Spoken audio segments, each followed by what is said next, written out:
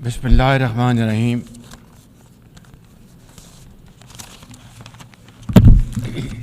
Mr. President,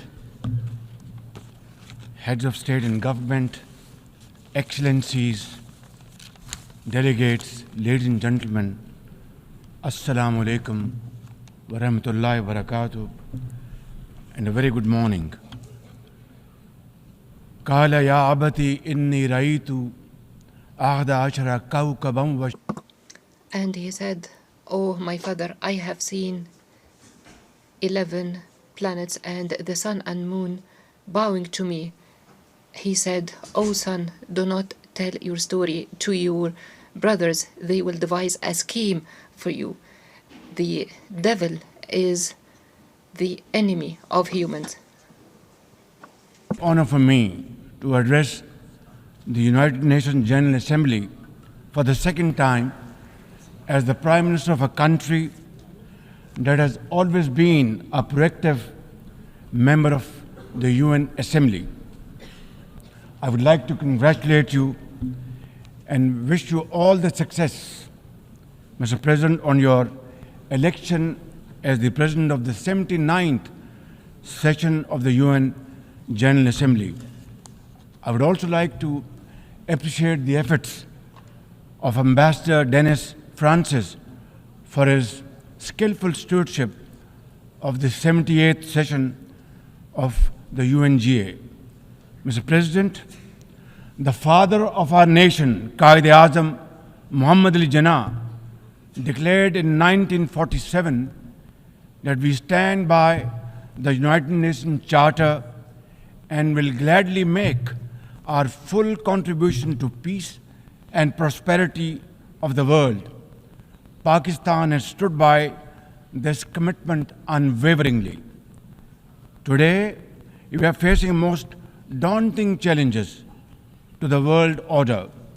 Israel's genocidal war in Gaza, a dangerous conflict in Ukraine, destructive conflicts across Africa and Asia, rising geopolitical tensions, resurging terrorism, galloping poverty, stifling debt, and the mounting impact of climate change, we feel the chill of a new world order.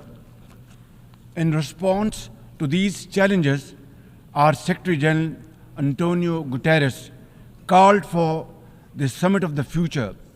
It led to the adoption of the 54 actions on development, peace and security, technology and global governance in the Pact of the Future.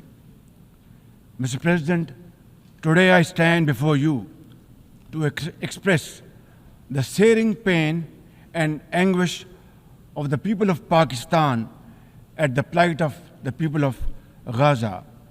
Our heart bleeds as we witness the tragedy unfolding in the Holy Land, a tragedy that shakes the very conscience of humanity and the foundation of this institution. Mr. President, can we, as human beings, remain silent while children lie buried under the rubble of their shattered homes? Can we turn a blind eye to mothers cradling the lifeless bodies of the children? This is not just a conflict, this is systematic slaughter of innocent people of Palestine.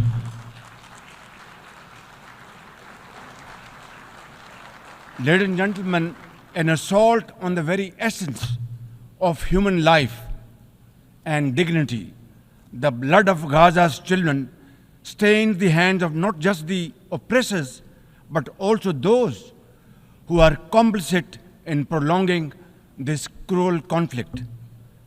When we ignore their endless suffering, we diminish our humanity. It is not enough to condemn, Mr. President. We must act now and demand an immediate end to this bloodshed. We must remember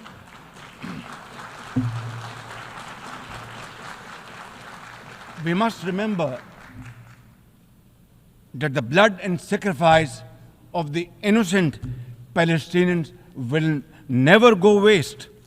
We must worry about their plight and difficulties and stand by them. We must work for a durable peace through the two-state nation. We must seek a viable, secure, contiguous, and sovereign state of Palestine based on the pre-1967 borders with Al-Quds al-Sharif as its eternal capital, and to advance the goals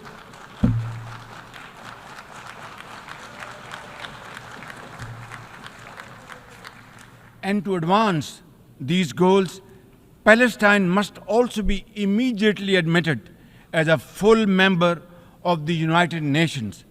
Mr. President, in a span of a few days, Israel's unrelenting bombing of Lebanon has killed over 500 people, including women and even small children.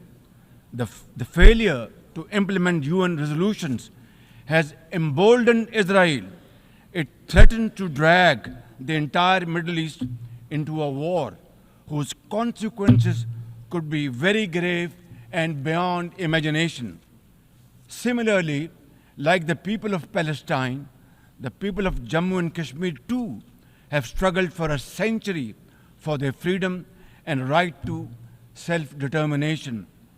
Instead of moving towards peace, India has resiled from its commitments to implement the Security Council resolutions on Jammu and Kashmir. These resolutions mandate a plebiscite to enable the people of Jammu and Kashmir to exercise their fundamental right to self-determination.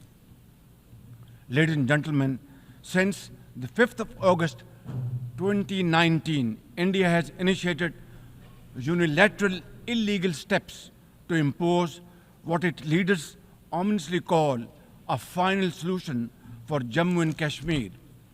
Day in and day out, 900,000 Indian troops terrorize the people of occupied Jammu and Kashmir with draconian measures including prolonged curfews, extrajudicial killings, and the abduction of thousands of young Kashmiris. At the same time, in a classic settler colonial project, India is seizing Kashmiri lands and properties and settling outsiders into occupied Jammu and Kashmir in their nefarious design to transform the Muslim majority into a minority. This hackneyed tactic is employed by all occupying powers, but it has always failed. In Jammu and Kashmir too, it shall fail by the grace of God. Ladies and gentlemen,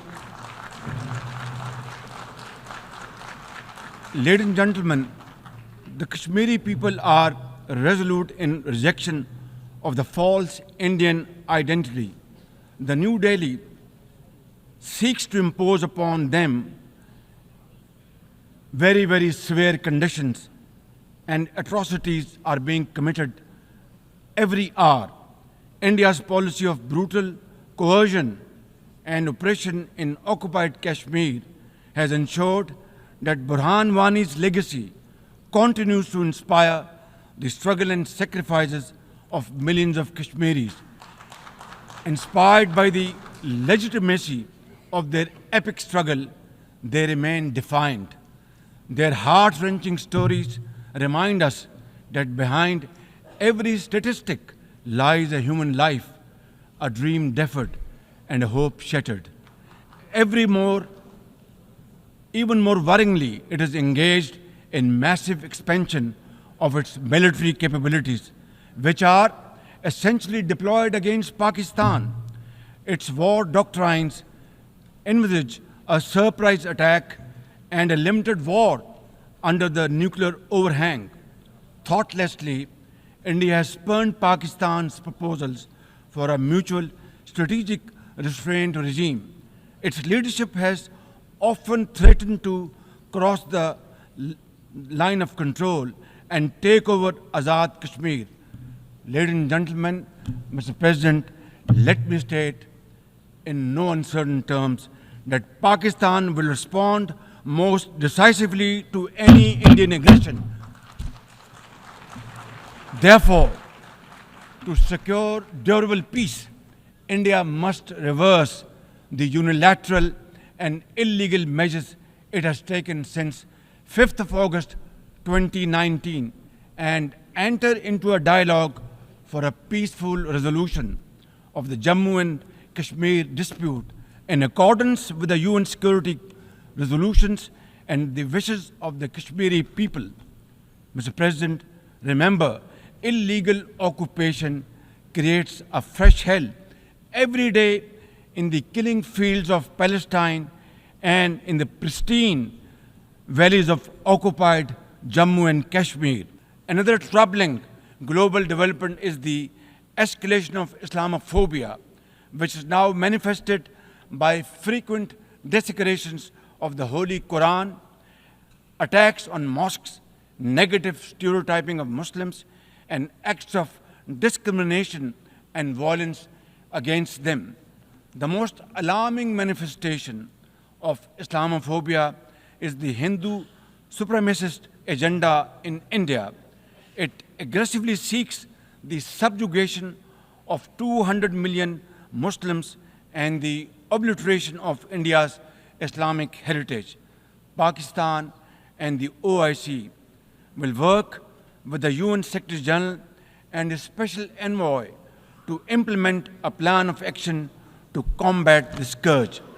Ladies and gentlemen, Pakistan seeks an immediate end to the tragic conflict in Ukraine and its peaceful resolution in accordance with the UN Charter and international agreements. Ladies and gentlemen, Pakistan has a long and proud history of solidarity, friendship, and cooperation with the nation of Africa. We will continue to cooperate with them to counter terrorism and resolve regional conflicts, including through UN peacekeeping and peace building in the region.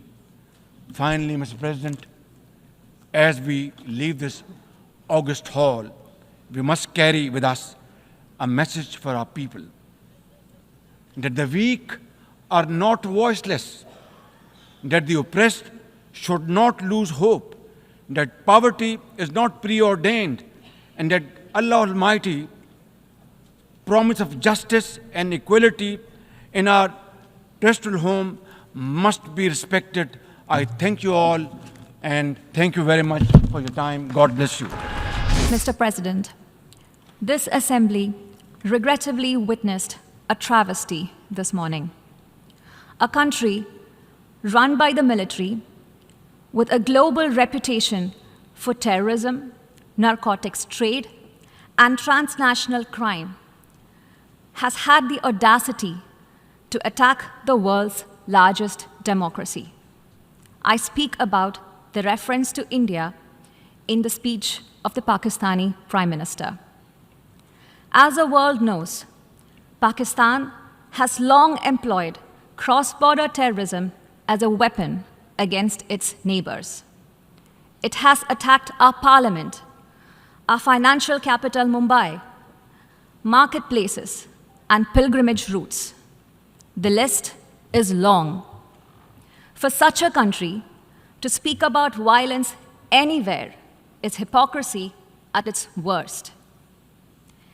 It is even more extraordinary for a country with a history of rigged elections to talk about political choices, that too in a democracy. The real truth is that Pakistan covets our territory and in fact has continuously used terrorism to disrupt elections in Jammu and Kashmir, an inalienable and integral part of India. A reference has been made to some proposal of strategic restraint. There can be no compact with terrorism. In fact, Pakistan should realize that cross-border terrorism against India will inevitably invite consequences.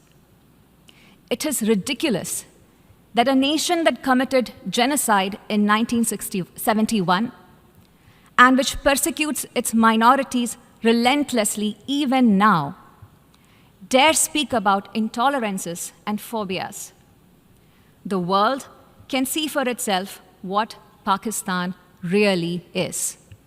Mr. President, we are talking about a nation that for long hosted Osama bin Laden, a country whose fingerprints are on so many terrorist incidents across the world, whose policies attract the dregs of many societies to make it their home. Perhaps it should come as no surprise that its Prime Minister would so speak in this hallowed hall.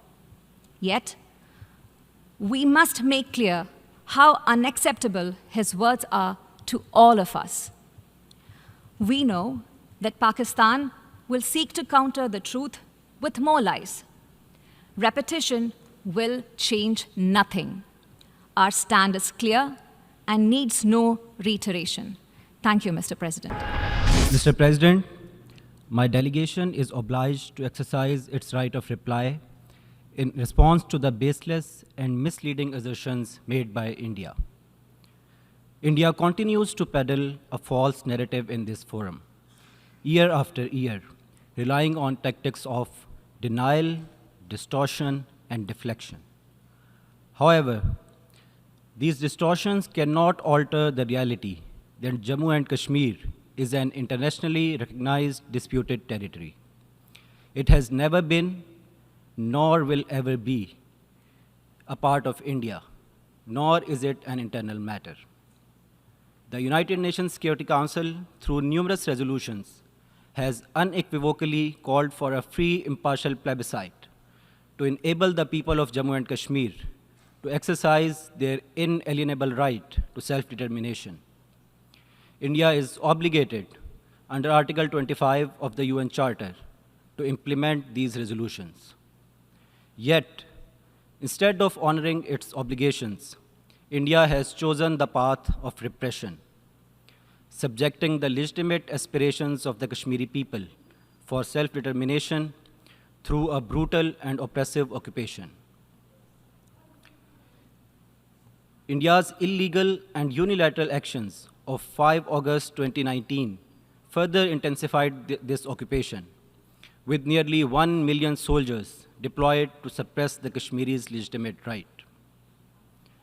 My Prime Minister shed a spotlight on these facts today, which may be uncomfortable for India, yet this remains the truth, which India cannot deny through its sophistry.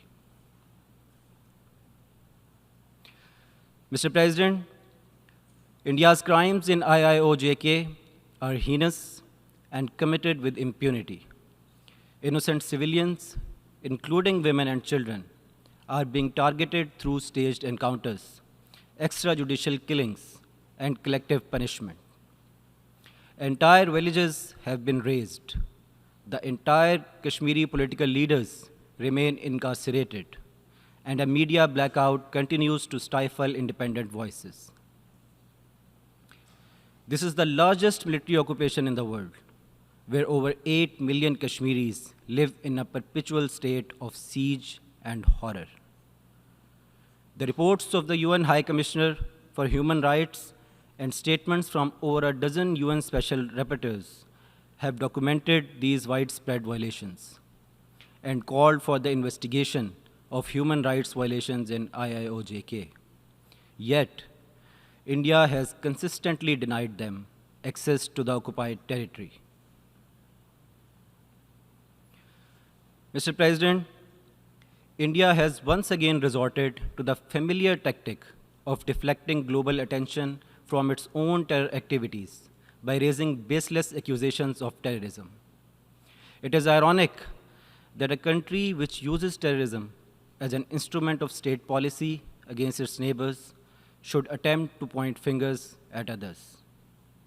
India, which has been sponsoring terrorism and orchestrating assassination campaigns, is hardly in a position to lecture others on this issue.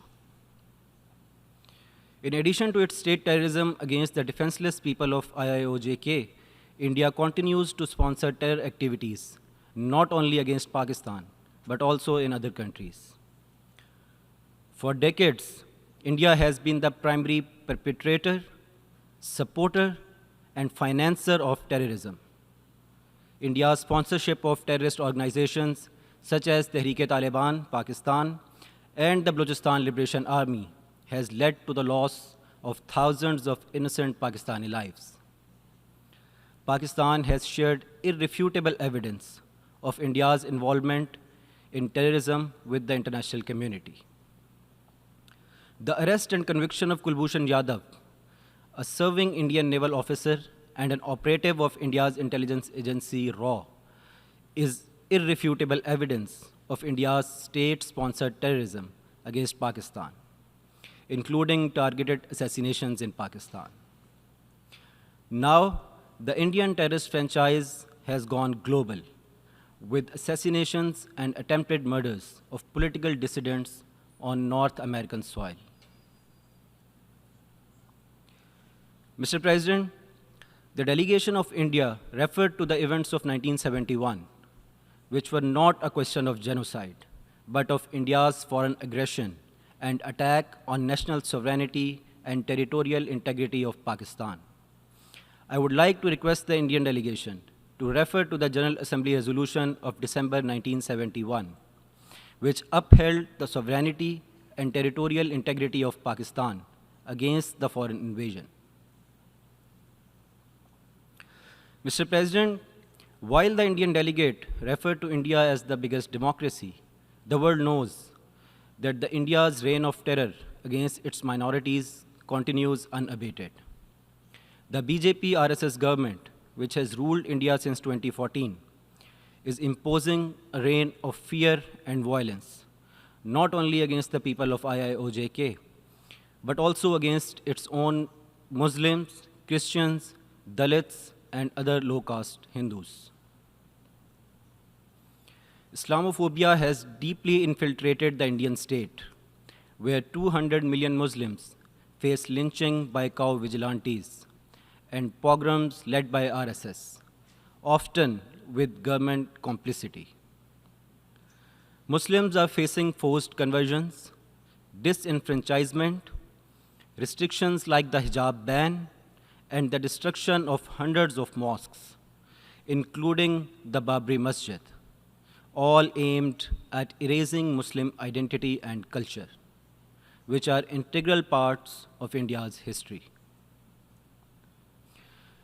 Mr. President, India must end its state-sponsored terrorism, cease its illegal occupation of Jammu and Kashmir, and fulfill its obligations under international law. Pakistan has been and will continue to highlight India's state terrorism against our people and the people of Indian illegally occupied Jammu and Kashmir. Make no mistake, Indian state terrorism in IIOJK will not be able to dampen the indomitable spirit of those seeking their inalienable right to self-determination. Nor will India's attempt to divert attention from its sponsorship of terrorism ever succeed. I thank you, Mr. President. Stay ahead with our cutting-edge news app. Instantly access the latest shorts in just 1 minute and breaking news in just 50 words. Download now for a smarter, faster news experience.